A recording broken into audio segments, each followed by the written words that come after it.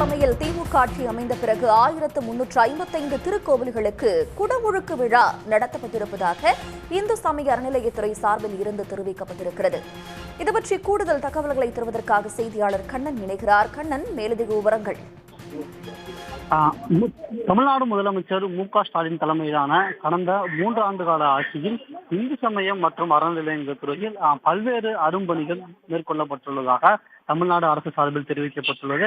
அதன்படி இதுவரை பார்த்தோம் என்றால் 1355 திருக்கோயில்களில் குடமுழுக்கு விழாக்கள் நடைபெற்றுள்ளதாக தெரிவிக்கப்பட்டுள்ளது. மேலும் ரூபாய் 3276 கோடியில் 8436 திருக்கோயில்களில் திருப்பணிகள் நடைபெற்றுள்ளதாகவும் தெரிவிக்கப்பட்டுள்ளது. மேலும் 50 கோடியில் கிராமப்புற ஆதி திராவிடர் கோயில்களில் திருப்பணிகள் நடைபெற்றுள்ளதாகவும் தமிழ்நாடு அரசு சார்பில் தெரிவிக்கப்பட்டுள்ள அறிக்கையில் கூறப்பட்டுள்ளது. இதை பொறுத்து மிகவும் குறிப்பாக கூற வேண்டும் என்றால் 62 கோடியில் 27 திருக்கோயில்களில் ராஜகோபுரங்கள் அமைக்கப்பட்டுள்ளதாகவும் 80 கோடியில் பழனி, இடும்பன்மலை, திருநீர்மலை, திருக்கணக்குன்றம் கோயில்களில் அந்த ரோப்கார் என்று அழைக்கப்படும் கம்பிவட ஊர்திகள் அமைக்கப்பட்டுள்ளதாகவும் தெரிவிக்கப்பட்டுள்ளது.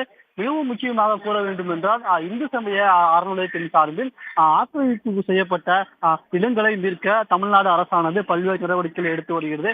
அதன்படி பார்த்தோம் என்றால் மொத்தம் 5577 கோடி மதிப்புடைய ஆக்கிரமிப்பு நிலங்கள் மீட்கப்பட்டுள்ளதாக தெரிவிக்கப்பட்டுள்ளது.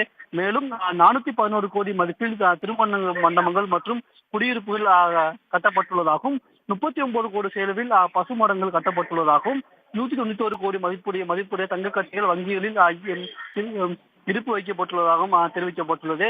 மேலும் தமிழ்நாடு அரசின் மிகவும் முன்னோடி ஒரு திட்டமான 12 பெண் ஓதுவார்கள் 11 பெண் ஓதுவார்கள் உள்ளிட்ட ஓதுவார்கள் இந்து சமய அறநிலையத்தின் கோயில்களுக்கு கீழ் உள்ள கோயில்களில் பணியமர்த்தப்பட்டுள்ளதாகவும் தெரிவிக்கப்பட்டுள்ளது. இவ்வாறு கடந்த 3 ஆண்டுகளில் தமிழ்நாடு முதலமைச்சர் மு.க.ஸ்டாலின் தலைமையிலான ஆட்சியில் இந்து சமய அறநிலையத்துறையில் பல்வேறு திட்டங்கள் செயல்படுத்தப்பட்டுள்ளதாக தமிழ்நாடு அரசு சார்பில் தெரிவிக்கப்பட்டுள்ளது. தங்களுடைய விவரங்களுக்கு நன்றி கண்ணன். உடனுக்குடன் செய்திகளை தெரிந்து கொள்ள சன் நியூஸ் பெல் ஐகானை கிளிக் பண்ணுங்க.